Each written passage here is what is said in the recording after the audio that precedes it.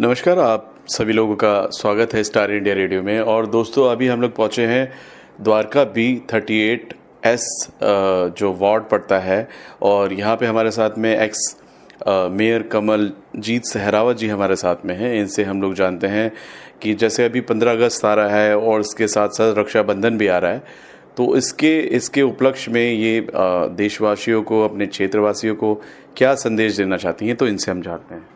सबसे पहले तो आपका बहुत बहुत स्वागत है स्टार इंडिया रेडियो में। धन्यवाद, थैंक यू जी। तो आप क्या कहना चाहेंगे, जैसे 15 अगस्त आने वाला है और रक्षाबंधन? 15 अगस्त 2021 को 74 साल हमारी आज़ादी मिले हो जाएंगे और हम 75वें साल में एंटर कर रहे हैं।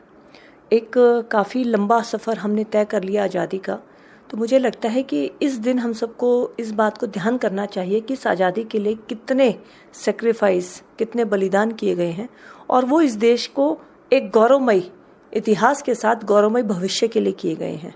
तो पूरे क्षेत्र की जनता को, पूरे देश के लोगों को इस बात को ध्यान रखना चाहिए कि उन शहीदों के सपनों को हम कैसे पूरा कर सकते हैं और देश के अच्छे के लिए हमारा क्या योगदान हो सकता है। रक्षाबंधन जो आपने कहा, बिल्कुल एक ऐसा त्यौहार है जो अटूट बंधन है कि हम कभी ना मिलते हों, बहन भाई हो सकता है बिजी रहते हो, लेकिन इस दिन विदेश में रहने वाली बहन भी अपने भाइयों को याद करती है। और रक्षा सूत्र जो है वो बहुत मजबूत धागा है। तो अगर परिवारों में अगर बहन भाइयों का प्यार रहेगा, परिवारों में एकता रहेगी, तो किसी भी देश के लिए ताकत होती है। तो इन दोनों त्योहारों का इस महीने में आना कहीं ना कहीं ये संदेश है कि परिवार भी सुरक्षित रहे तो देश भी सुरक्षित रहेगा। और जैसे हम लोग जानते हैं कि अभी बरसात का मौसम चल रहा है और इन्हीं दिनों में डेंगू, चिकनगुनिया और बहुत सारी बीमारियां होती है, तो इसके लिए साफ सफाई के लिए क्या कहना चाहिए? देखिए, डेंगू, मलेरिया, चिकनगुनिया, सबसे पहले हम लोगों को ये समझने की बात है कि ये बाहर का मच्छर नहीं करता है। एक मच्छर होता है जो मार्च अप्रैल में आता है, वो मच्छर बहुत बाइट करता है। हमारे पास लगातार लोगों की रिक्वेस्ट आती है कि हम फॉगिंग करा दें, लेकिन आपके माध्यम से मैं बताना चाहती हूँ कि वो जो मच्छर होता है बाइट करता है लेकिन बीमारी नहीं फैलाता है। अब जो मच्छर होगा वो साफ पानी के अंदर पैदा होगा, वो घर के अंदर आसपास में पैदा होगा, क्योंकि डेंगू मलेरिया का मच्छर ज़्यादा हाइट पर नहीं उड़ सकता। वो जहाँ पर होता है वो आसपास ही फ्लाई करता है, दिन में काटता है और साफ पानी के अंदर पैदा होता है। तो यहाँ पर किसी निगम, किसी सरकार की जिम्मेवारी कम हो जाती है, आपकी अपनी ज़्यादा हो जाती है।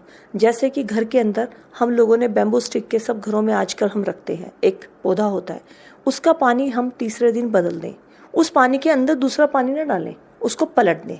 इसी तरह हमने पक्षियों के लिए या जानवरों के लिए जगह जगह पे पानी के हमने बर्तन रखे होते हैं।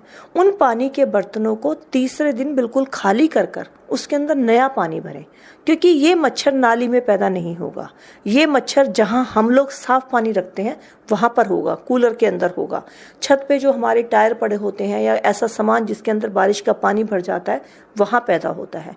तो इसलिए बहुत ज़रूरी है कि हम लोग अपने आसपास का ध्यान रखें कि कहीं भी साफ पानी को इकट्ठा ना होने दें। अगर कहीं पर भी पानी इकट्ठा है, मान लीजिए आपके आसपास में कोई कंस्ट्रक्शन साइट चल रही है, तो वहाँ आप मिट्टी का तेल, तारपीन या पेट्रोल कुछ भी डाल दीजिए, तो उससे वो जो लार्वा है वो एक्सपायर हो जाता है, वहीं पे वो डेड हो जाता है। तो अगर मान लीजिए कहीं पानी हटाना आपकी मजबूरी है कि आप नहीं हटा पा रहे, तो कम से कम वहाँ थोड़ा सा तेल आप हर हफ्ते डाल दें, तो उससे भी आप डेंगू, मलेरिया, चिकनगुनिया से काफ़ी हद तक बच सकते हैं। अगर हम सभी लोग अलर्ट रहेंगे तभी हम इस बीमारी से बच पाएंगे। स्टार इंडिया रेडियो से बात करने के लिए आपका बहुत बहुत धन्यवाद। मैं भी स्टार इंडिया रेडियो का धन्यवाद करती हूँ। आप सबसे बात कर रहे हैं, हमारे जो मैसेज पहुँचेंगे उसका फ़ायदा जब लोगों को होगा, तो मुझे लगता है आपकी मुहिम इसमें एक अच्छी भूमिका निभा रही है। आपको भी बहुत बहुत बधाई।